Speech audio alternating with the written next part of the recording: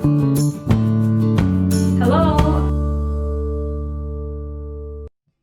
everyone, and welcome to my channel and to this video. Today we'll be painting something different than we painted in last couple of videos, tutorials.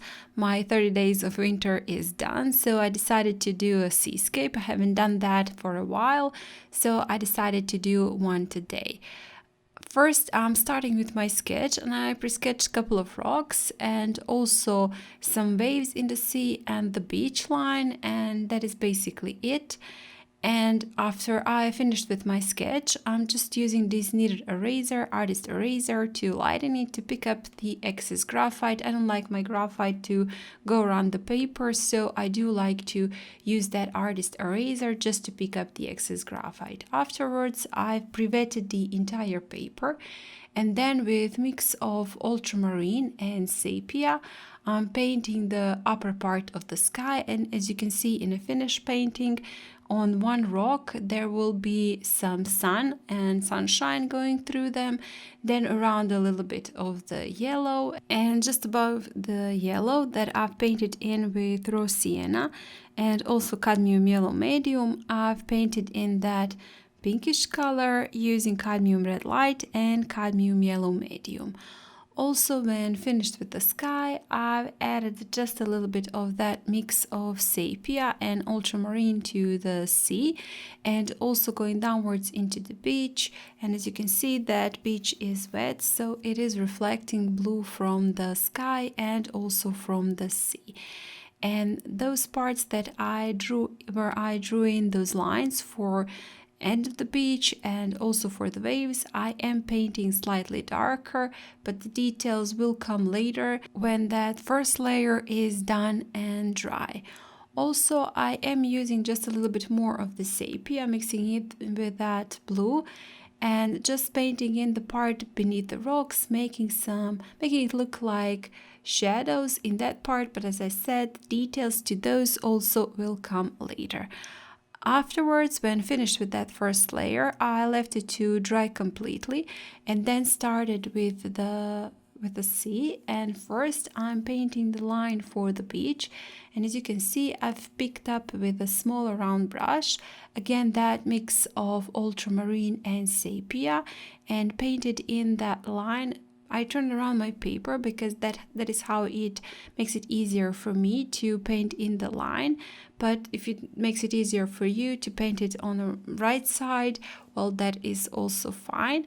And I am using, as I said, that mix of ultramarine and sepia to paint in the line with a smaller brush, and then with this a little bit larger brush with only clean water in it, I'm just softening that edge, smudging it and making it slightly bleed into the part that is just above it, or actually beneath, while the paper is turned around, and leaving the part between those two waves lightest.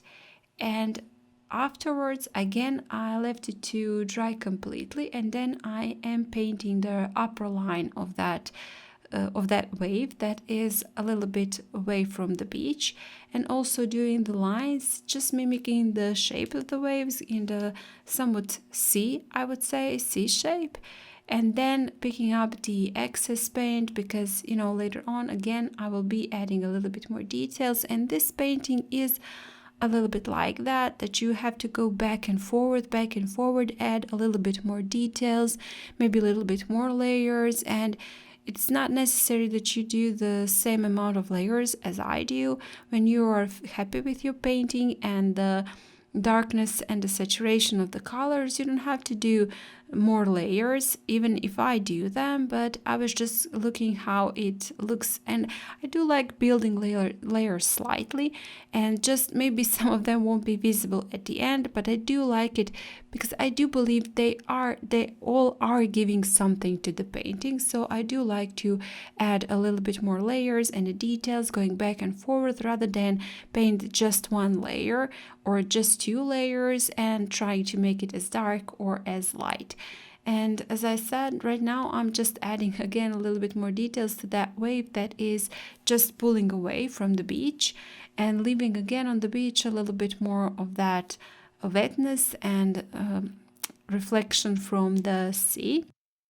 And right now I've painted in also that part just beneath the rocks, those two rocks, a little bit darker for the shadow, and then painting in the rest of the sea that is behind those waves. And that part is gonna be quite light because the sun is shining on it, it's reflecting the most of the light, so it is the lightest, a lot lighter than the part that is behind the rocks or nearest to us before the rocks. Also now a couple of details to the beach, again using that blue in which I added just a little bit of sepia, and the part that is nearest to those right rocks I'm painting with a little bit more of the sepia because, as I said earlier, I do want it to make it look as though there are shadows. And right now I left it to dry completely. It has to be dry because we don't want the rocks to bleed into the sea, so just leave it to dry completely or dry with your hair dryer. And then afterwards I am painting those rocks, and for the rocks first I am using burnt sienna. That is, well, I do believe it's a great color. It's a very, very warm color, and I do believe it is great to make it look as though there is some sun shining on it and reflecting that light, reflecting that sunshine, that beautiful yellow and beautiful red. It has rich, very, very rich colors in them, so that's the reason why I decided to use burnt sienna here. And I am painting that part, those rocks that are facing the sun, a little bit lighter and with that raw sienna, and the parts that are slightly in shadow and a little bit away from the sunshine, I am painting in sepia. And you can see I'm using quite a lot of pigment, but when it dries it will be quite lighter, and you can see that on a finished painting how that part is quite light, and even the part that I did paint it quite dark, it doesn't look so dark when it dries. So those two rocks that are just near, that the shine is shining through, I left a larger part painted only with burnt sienna and raw sienna just at the edge, and some sepia downwards, a lot lighter than the rocks that are further away. Those two that are almost on the beach are quite dark, and I will be painting them in sepia. I did start with with burnt sienna, but then on top added a lot of sepia because, as I said, I do want that rocks to be darker and to look as though the sun is not shining on them as much as those two that are having that sun going through. And adding a little bit more of the details, just as I said earlier, paint them as dark or as light as you like, and add as much layers as you find it fit for yourself. Also, I am adding, just picking up that sepia straight from the palette to add into some parts, and also that rock on that could not be really a rock, that should be maybe some smaller mountain or a hill. I've painted in the lower part in a darker, and actually those could be two hills. So one I've painted in a quite lighter color and one in a darker. And right now with the smaller brush, I'm just picking up the paint from my cup, from that little ball, and adding it on my beach and also on the waves, also on the sea. And I did not pre-wet the paper this time, but I am painting wet on dry, and I'm not even having a lot of water in my brush, but just a smaller amount to have that dry brush technique, especially on the beach. And also adding a little bit more details to the waves, doing those lines like somewhat like a C letter, and adding those, connecting them and making the waves.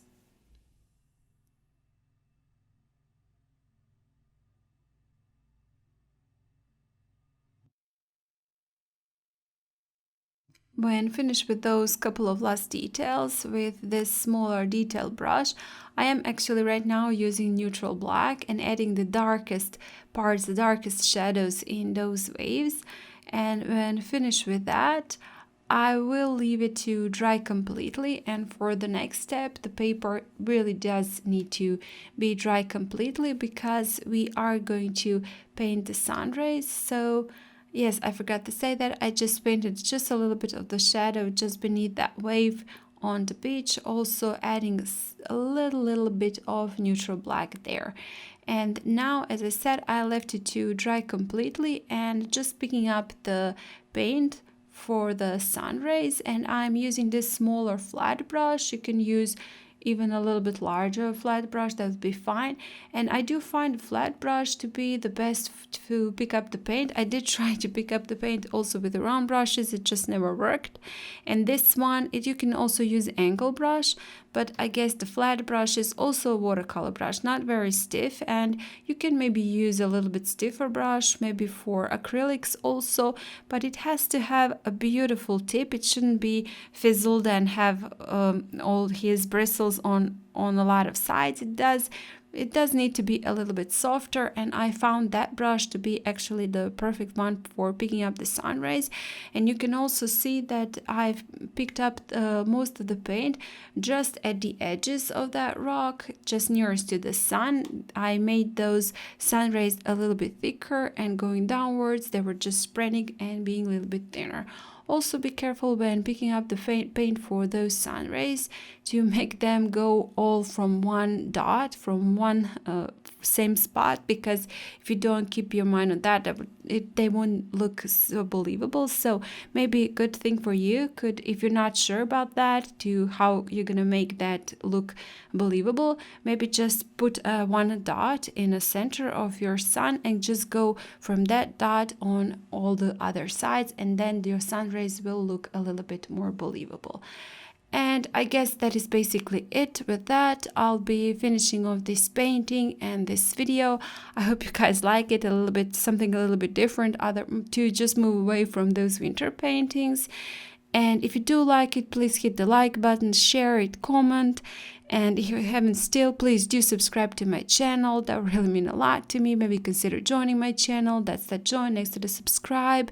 Well, I do offer some perks and real-time tutorials for my members, so something to check out. You can always decide not to prolong your membership and cancel your membership, so that is also fine. And well, again, thank you so much for watching, and I hope I'll see you next time. Bye!